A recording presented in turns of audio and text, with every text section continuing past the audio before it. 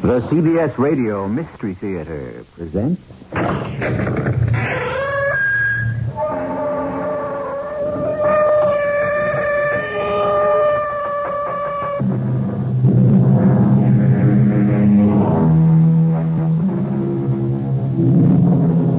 Come in.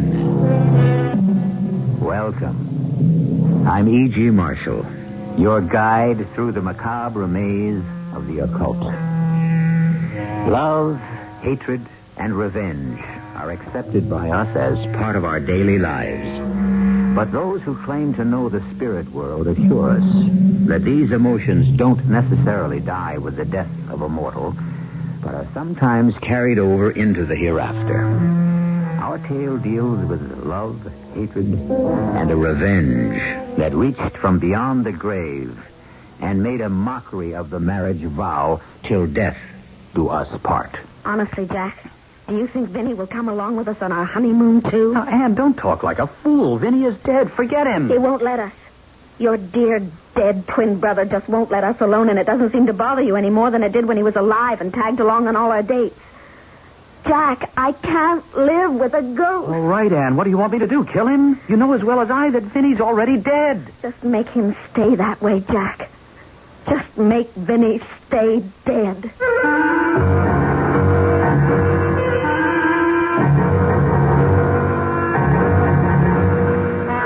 Our mystery drama, An Identical Murder, was written especially for the Mystery Theater by Murray Burnett and stars William Redfield and Elliot Reed. I'll be back shortly with Act One.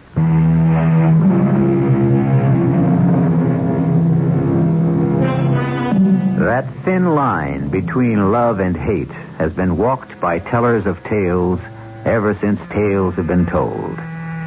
For other storytellers, the line between life and death became a thoroughfare on which they balanced fascinating tales of terror. Today, we cross both lines, love and hate, life and death, as our path leads us to the ultimate unknown terror. Our guide along this path is a man named Harry Carlson, who's more experienced climbing mountains than dealing with the unknown. Let's set the record straight from the start. I'm not a man who sees things. I'm a guy with both feet on the ground, my head on straight. Darn well better be, because my hobby is mountain climbing. And the icy face of a mountain is no place for a guy with jumpy nerves. The funny thing about what I have to tell you is that this whole bizarre adventure started with a climb. A climb I made with the Benton twins. I remember the three of us sitting in the warm tap room of the Regenhof talking about the climb. Harry, the map shows we shouldn't have too much trouble after we reach this point, about halfway up the north face. Right, Vinny.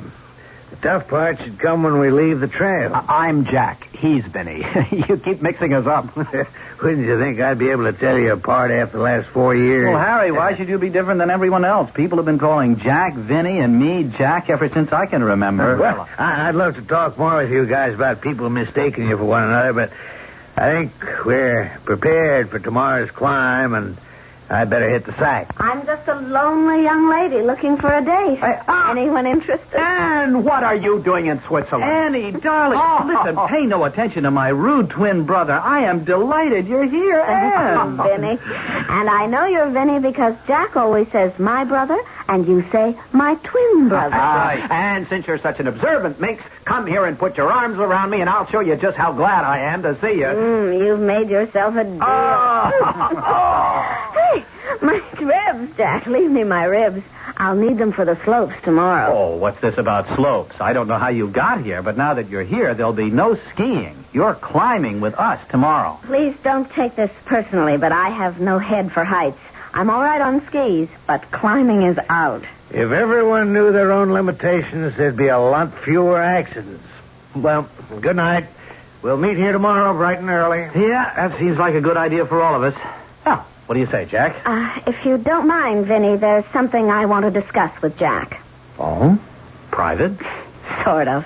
Well, now, Anne, you ought to know by now that Jack and I have no secrets from each other. He'll only tell me anyway. Perhaps, Vinny, that's exactly what I want.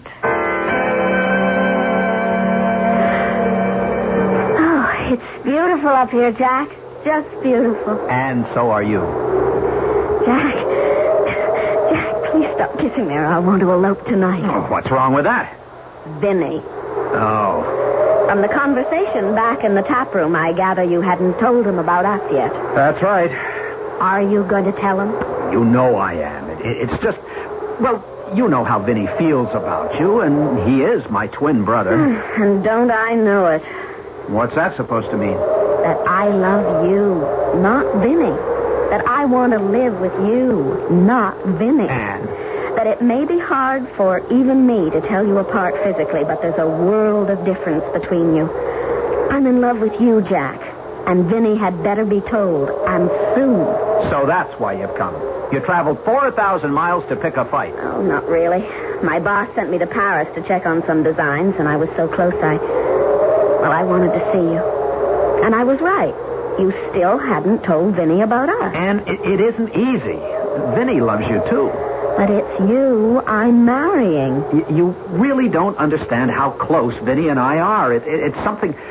Well, being twins... I can't explain it. That's been the story of our entire courtship. Wherever we went, there went Vinny also. Sometimes I felt as if I was getting engaged to two men. You never told me you felt this way. I've been thinking this way for a long time, and I'm desperate. An ultimatum? No. I'm too much in love with you, Jack, to give you ultimatums. All I want to know is, am I engaged to two men? If I am, tell me, and I'll see whether I want to be. But tell me, or tell him. Vinny, I have something to tell you. Oh. It's about Anne, isn't it? I should have guessed you'd know. Mm-hmm. We've always been able to read each other's thoughts. So, aren't you going to congratulate me? Well, you've just lost me. I knew it was about Anne, but where did the, congratulations come in? Anne and I are going to be married. You dirty double-cross! Vinny, what do you do? Behind my back, Vinny! Stop it! I'm going to kill you! I'm going to kill you! I will kill you! Okay. I'll kill you! Okay, I'm not going to stand here and let you beat me up. Dirty! Now are you going to listen to me, kid? Or do I have to pound your head against the floor? Okay, Jack. Okay, Jack, let me up. I'm sorry. I'm sorry I blew my top. Vinny, what happened to you? I honestly don't know, Jack. For a minute, I really wanted to kill you. You almost did. Now calm down and let's talk about my marriage. No, the only talking I'm going to do is to tell you how sorry I am. I'll make it up to you, Jack. And I'll prove it with my wedding gift.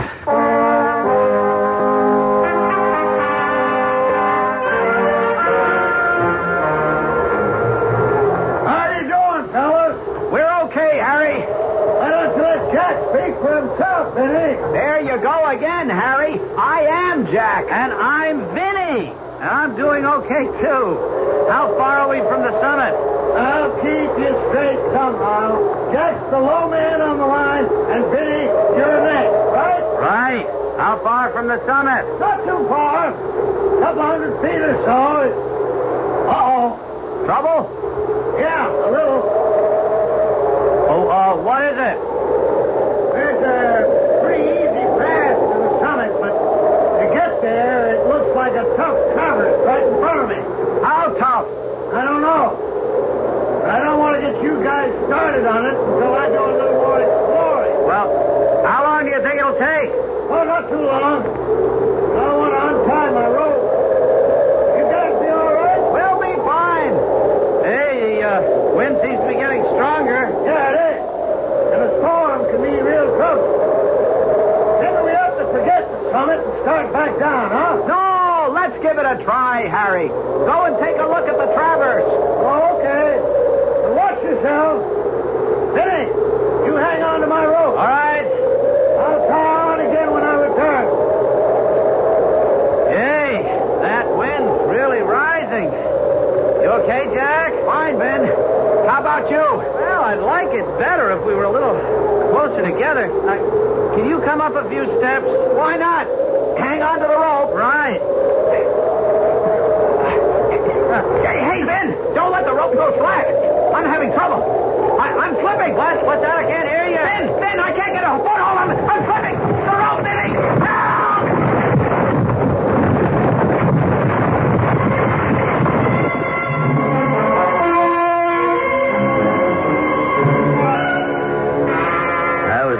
almost across the traverse when I heard the scream, then the slide.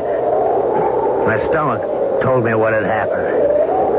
I looked, and I saw the one man clinging desperately to the face of the mountain, the empty rope dangling from his waist. Hang on! I'm coming to get you! Hang on! I couldn't help it. I tried, but he was gone before I could get the rope around me to hold him. Don't think about it, Vinny. Just hang on till I reach you. I'm not Vinny. I'm Jack. What? Wasn't Jack below you? I could have sworn that Vinny was where you... Vinny's gone. Dead. And I'll be following him unless you get to me. You can call me anything you want, but whatever you call me, the fact remains that I'm Jack. And Vinny's at the bottom of the mountain. I dreaded going back to the Reingehof. I didn't know which I feared most. Losing a man from my team, or having to tell Ann Slater that Vinny had plunged to his death. Fortunately, Jack spared me the latter ordeal. But I was put in the middle of a strange and painful scene. The fault was mine, Ann. All mine. Vinny called to me and I pulled on the rope, but it slipped, and then he was gone. I'll never forgive myself. Never. That's the wrong way to think. I haven't heard Ann say it's wrong. In fact, I haven't heard Ann say anything since we came back. I don't know what to say. I'm too shocked. Well, that's understandable. Maybe we ought to get a doctor. Oh, no, thanks, Vinny. What am I saying? I called you Vinny. Oh, of course. Vinny is on your mind, and... Oh, no, Jack, don't hold me. I just want to be alone. Oh. I'm sorry. I'll see you in the morning.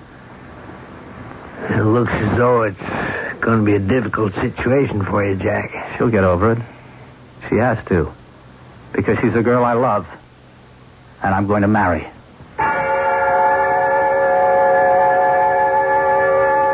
A few months passed.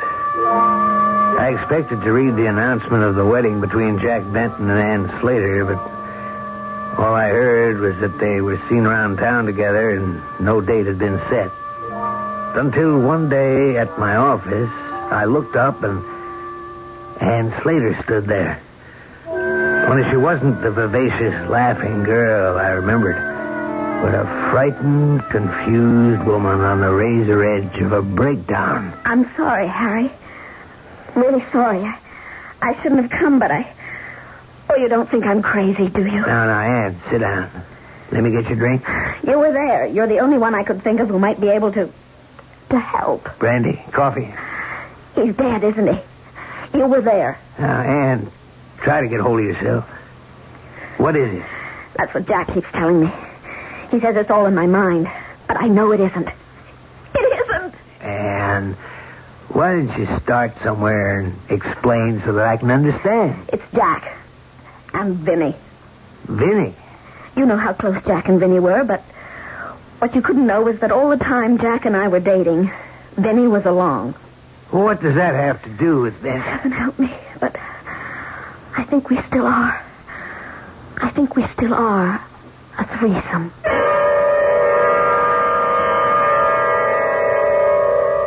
According to medical science, identical twins have the same heartbeat, the same skin, hair tones, and if you took a voice print, you would find that although the voice might vary in pitch and timbre, they would follow a somewhat similar pattern. The question is, would a woman be able to tell the difference between identical twins if she loved one of them? I'll return shortly with Act 2.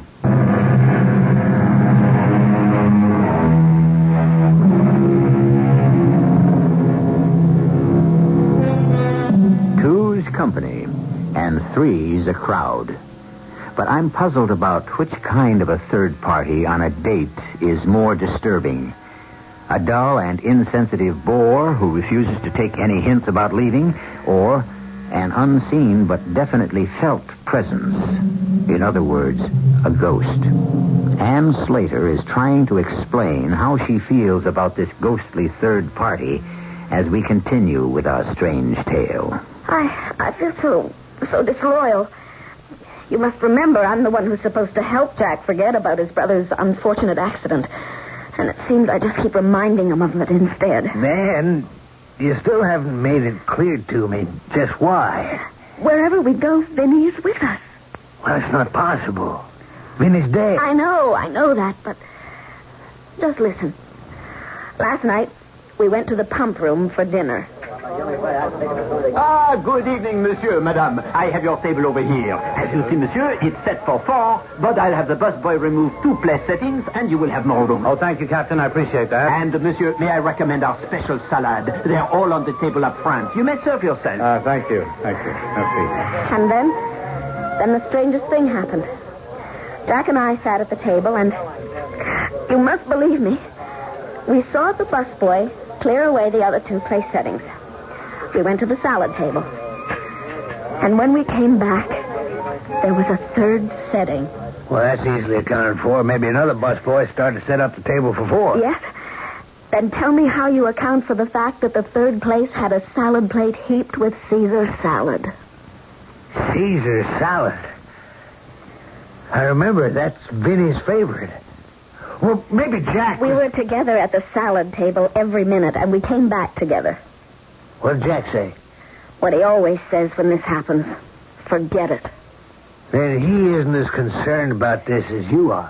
That's another thing that's bothering me. He's concerned. I know he's concerned, but he won't admit it. Do you think he's trying to act as if everything were normal so as not to upset me?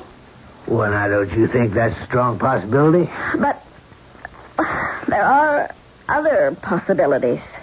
I don't know what you mean. I hope you will when I tell you what happened a week ago at an amusement park. Oh, look, Jack. Cotton candy. I haven't had cotton candy in years. Well, then you'll have a big, giant portion. Uh-oh, no. It's too fattening. Just a small one will be fine. No, you'll see. Here you are, darling. Oh, thank you, Jack. Oh, I wish I could make your eyes sparkle and your lips smile that way when I'm not bringing you cotton candy. Delicious. But sticky. And? Did you hear what I said? And? I'm sorry. Oh, what's wrong? Why can't I make you happy the way I used to? It's my fault. I'm all mixed up. About us? About us and Vinny. And... Look, Vinny's dead. We just have to forget him. He won't let us. He just won't, and you don't seem to understand. Sometimes I think your voice sounds just like Vinny's. That maybe I've mistaken you for... Oh, forgive me, Jack. I just don't know what I'm saying. It's all right. Now, look, I've known a lot of girls. You know that. But you're the one I want to marry, not just for your looks, but for your wonderful sweetness and sensitivity. I know how you must have felt about Vinny always tagging along. It was only natural that when you heard he died, at first you... Well, I suppose you were glad. No. Be honest with yourself. Only at first. You were glad that he was out of the way. And because you're feeling guilty about it, you're letting that feeling lead you into imagining all sorts of ridiculous things. You think that could be the explanation? Oh, darling, I'm sure of it. Now, look, let's just forget all about Vinny and enjoy ourselves. Which do you want to try? The slide or the shoot the chute? Your choice, Jack. You wait right here. I'll get the ticket. But, Jack, I want to... Jack, come back a minute. No! I won't listen! I heard Sweet Sue, just as if Jack were right beside me. But how could that be if he was off buying tickets? I heard it! All right, Ann. All right. Now, you thought you heard it. Oh, no one believes me. I'm not sure what it is you want me to believe, Ann. You were also there when it happened, on the mountain. You would know definitely which one of them fell. Well, I heard the shouts, but I didn't actually see. There's one way we could be sure. One way there'd be no doubt at all. How? Fingerprints. If the body could be recovered. No chance. Not at least until the spring thaws. But, Ann, that still wouldn't explain the strange happenings. Maybe not. But can't you see that I'm terrified I'm marrying the wrong man? If I knew which one had died on the mountain, at least I'd be sure about the man I'm supposed to marry.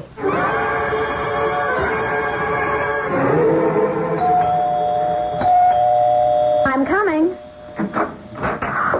Jack! Hi. Didn't you get my note? Oh, you bet I did. That's why I'm here. All right, now, what's this about your taking a trip? I said it in the note. I just have to get away for a while and think. Where are you going? I didn't tell you because I didn't want you to know. Anne, what's happened to us? That's what I'm going to go and try and figure out. Look, you're not going. What? I mean it, not without me. I love you. I love you more than life itself. Jack, that's very sweet. But if you do love me, you're going to have to let me get away for a short while to get my head straight. What have I done to you? I'm afraid I've done it to myself, Jack. It's not you. All right, look, may I have a cup of coffee? It will have to be instant because I don't want to miss my plane. Okay, instant. Lucky I left the kettle out. I've put most of my other pots and pans away. Look, if it's too much trouble, don't bother. It will only take a minute. No. Oh, no. Please, God, no.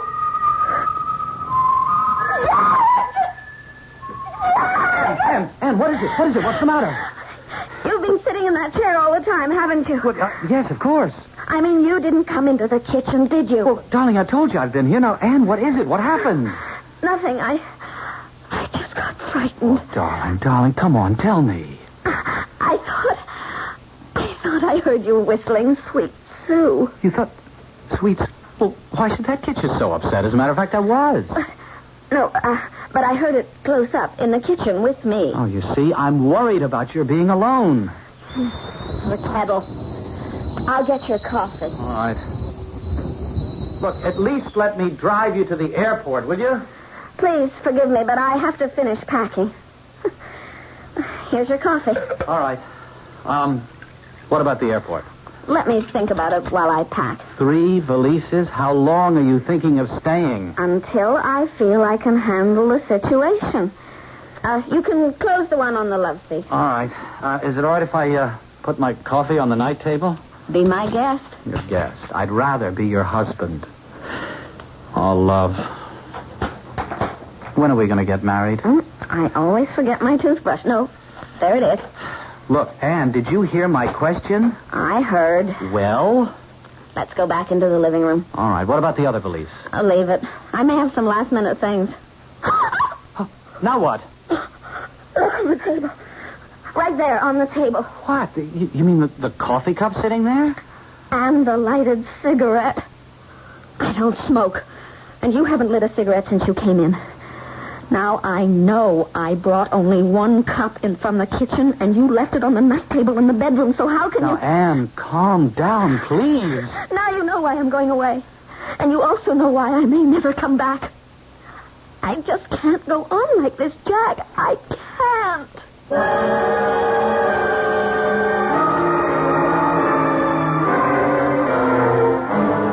Harry, you know where she went, and you're going to tell me. I have no idea where Ann is. I tell you, I've got to find her. Now, Jack, I'm not much on giving advice, but Ann's a big girl. I imagine if she wanted you to know where she was, she'd let you know. Harry, tell me this. Did you and Ann talk about that day on the mountain? I've already told you. I think you should ask Ann about our conversation. Oh. Now, look, Jack, I got a lot of work to do, so if you don't mind... Yeah, I get it. You're kicking me out, aren't you, Harry? Now, please, Jack, What's that? Who's... I was looking at you, and suddenly I heard... Your phone, Harry. Huh? Oh, yeah, excuse me. Hello? What? Well, how did it happen? Where is she? It's Ann. What's happened? Hold it, Jack. Skiing accident. Yeah, I see. Yes, I'll take care of it. Oh, no, it was about Ann, wasn't it? Yes. She's in a skiing accident, but she's all right. She asked the hospital to call me. All right. What hospital? Where? Jack, she called me. Harry, it was sweet of you to come. They tell me I should be out in a few days. Well, what happened? Jack has told me so many times you're an expert skier. What happened really had nothing to do with skiing. It was eerie. I was all alone at the top of the run. It was a beautiful day. And I was just about ready to push off when I heard... I looked around, but I was alone, and then I heard someone whistling. I panicked. I dug my poles in and took off. But the sounds followed me. I knew I was going too fast, but I just wanted to get away from the sound. I wanted to go faster than all those awful sounds. But I couldn't.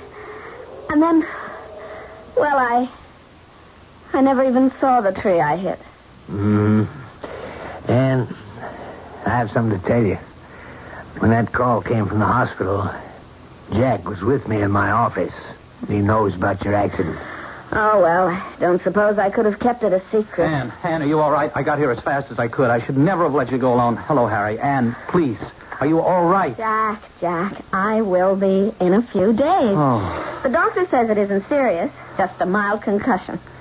But, Jack, you shouldn't have come. Oh, that's where you're wrong. Not only am I here, but I'm going to stay until you get well, and then we're going to get married immediately. Jack, don't you understand that the reason I went away was because I wasn't sure about... Well, I'm sure. Darling, I'm sure you need me, and from now on you'll be with me, and I'll be here to solve all your problems.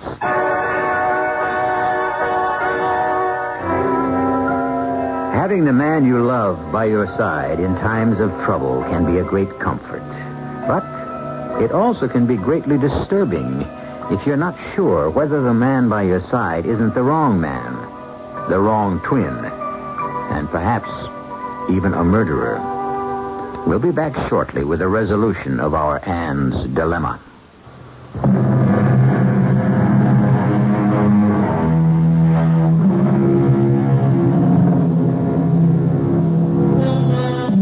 The phrase ménage à trois means a household made up of 3 people, usually 2 men and a woman. But the 3 can be any combination that medical science and the new sexual freedom can devise. In our story, Anne Slater, 1 week before her marriage to Jack Benton, was deeply worried about a possible ménage à trois. But her concern was that the 3rd person in her ménage was a ghost. Harry Carlson, the best man, was also worried. I certainly didn't relish the idea of Jack Benton asking me to be his best man, but my guilt over the death of his twin brother left me no choice. And so, 3 days before the wedding, I found myself Jack's guest at a charming cottage by the sea that he and his brother had inherited. It was here that he had decided to spend their honeymoon. Now, we were alone that first night, just Jack and me. Well, I'm sure glad you could make it, Harry. There's no one in the world I'd rather have as my best man, except, of course, Vinny. Thank you for the compliment. Who's upstairs? Well, you're the only guest. Yeah, but there's somebody up there. Surely you can hear the footsteps. There's no one there. Oh, you must be putting me on, Jack. I tell you, there's no one. Now, don't tell me you don't hear those steps. Must be someone making them. Well, okay, if you want, you can look for yourself. That's exactly what I'm going to do.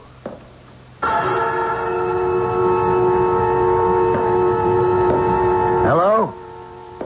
Who's there? Let's not play games. I'm Harry Carlson. There's someone in the bedroom? Hello? Hello? Jack? Are you up here? Jack, what the devil's going on? The next day, when Ann called and asked to see me privately, I knew what it was about. And I dreaded the meeting. But there was no way out. I met her as she asked at a little restaurant overlooking the sea. We can't look at the ocean, but this table's far enough away from everyone so that we'll have some privacy. How are you, Anne? You look completely recovered. Physically, I'm just fine, but mentally, Harry, I just have to find out if I'm going crazy or... You spend a night with Jack in the beach house, and I want to know if... If I heard anything strange. Yes. Whenever I'm with Jack, I don't know how exactly to describe it. There's always a feeling of another person, a presence, someone else there. Did you feel that too? You're not crazy, Anne. Oh, thank heaven. You felt it too. Harry, I think you saved me. From what, Anne? Sometimes I'm absolutely sure that the man I'm going to marry isn't Jack, but Vinny. Now I know what I have to do. I'm going to call the wedding off. I thought it was supposed to be bad luck if the bridegroom saw the bride before the wedding. I think it's only on the same day or something like that. And alone here in your room at the motel, what will people say? What will people say when they hear that there's not going to be a wedding? You know, I've always loved your sense of humor, until now. I'm not joking. No, you're not. I don't mean I won't marry you. I will just as soon as you level with me. Don't you see I can't go into a marriage with a man who just laughs off something that's terribly important to me? Anne, please, I'm not doing that. I simply don't know what you're talking about. When you do, maybe we can go ahead. Okay, all right. I have been lying to you. Oh, Jack. But why? Why did you lie? Because, darling, I didn't want to worry you. I thought Vinny would go away. Then it is. Vinny, or his ghost. You wanted the truth, didn't you? Yes. Then you're going to have to be able to face it. You knew, of course, that Vinny was in love with you. I knew. I mean, I won't pretend that I can explain it, but we were identical twins. You must remember how sometimes we didn't even have to talk because we knew what each of us was thinking. I remember. Sometimes it drove me crazy. Well, somehow, now, I don't know how. Vinny is still with us. I feel him at times so strongly that I've even started talking to him. Then you're saying that Vinny is a... A ghost. But look, there are ways of getting rid of ghosts. You mean something like exorcism? Whatever you call it, there are people, mediums, who get through to the other world. What makes you think Vinny can be made to leave us alone? Anne, I'm telling you, I'm sure he'll do it. Out of his love for you. I know that was genuine. But how would I go about it? I don't know anything about the spirit world. I made some inquiries. I have the name of a reputable medium, no phony.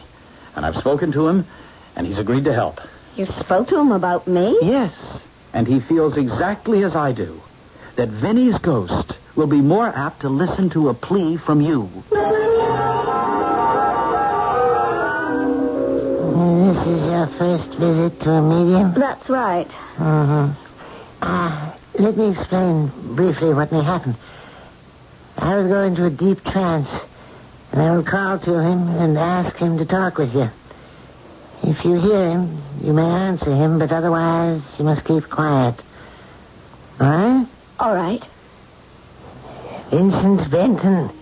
Vincent Benton. The one you loved on Earth is here. You know her, Vincent Benton, the girl named Anne Slater.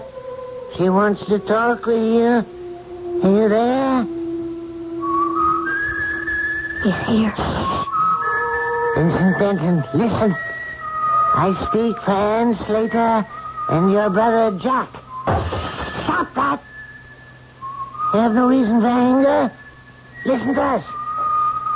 Your actions are making Anne Slater and your twin brother Jack very unhappy.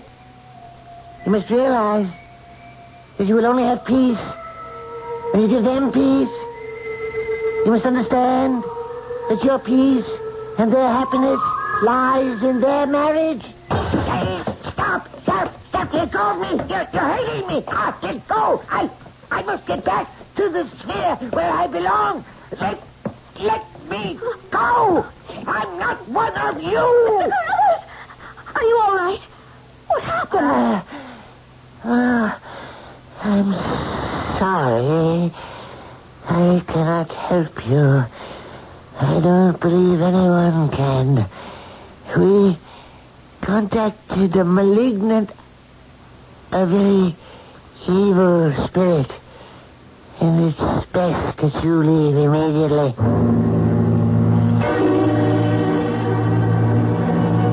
And the wedding took place just as planned. As I followed Jack and Ann up the aisle, I felt the hair on the back of my neck stand up. I looked around. Everything seemed perfectly normal until Jack took Ann's hand. Oh, your hand's like ice, Jack. Harry, do you have the ring? I handed Jack the ring. And suddenly my blood ran cold. Because very faintly, I heard it. I knew that Ann had heard it too, because I saw her lips tighten. But her hand was steady as the ring went on her finger. And then it was over. And they were man and wife.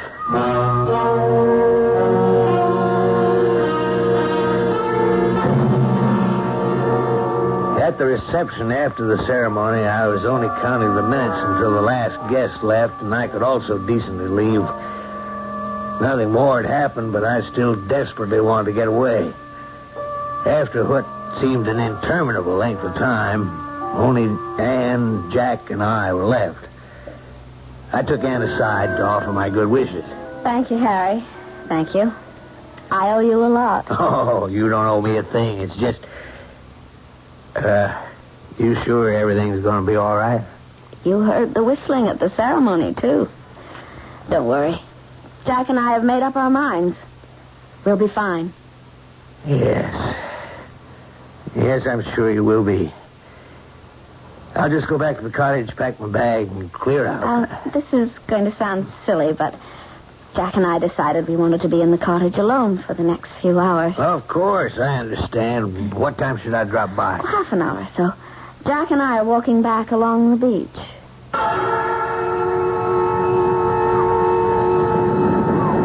I don't ask you to believe what happened next.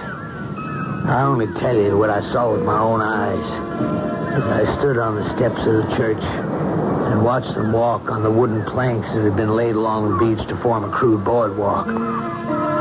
Their backs were to me, and Jack's arm was around Ann's waist, when suddenly, I'll swear, there were two arms around her waist, and one of them was encased in ice. Why is it suddenly so cold? I think the wind has come up. I don't feel any wind, but Jack, I'm freezing. Let's walk faster. Darling, I can't. Look, you run on ahead and light a fire, will you? I'll be along in a minute. Don't be long. I won't. Jack, please let me go. I really tried. I tried to throw you the rope. Look, believe me. You know Ann would never have married me. I had to take your place. It was better for Ann.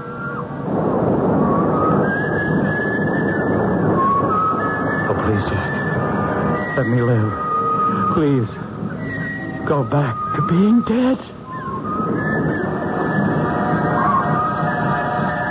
And as I watched, the arm encased in ice grew to a whole man, who with his icy arm locked around the bridegroom's shoulders, led him inexorably off the planks and across the sand and into the sea, where they both disappeared from view.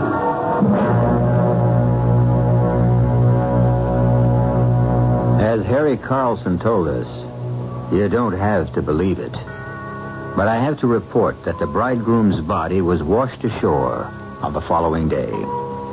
Coroner's finding? Death by drowning. There was, however, no explanation offered as to why the new bridegroom had suddenly decided to go swimming by himself with his clothes on. I'll be back shortly.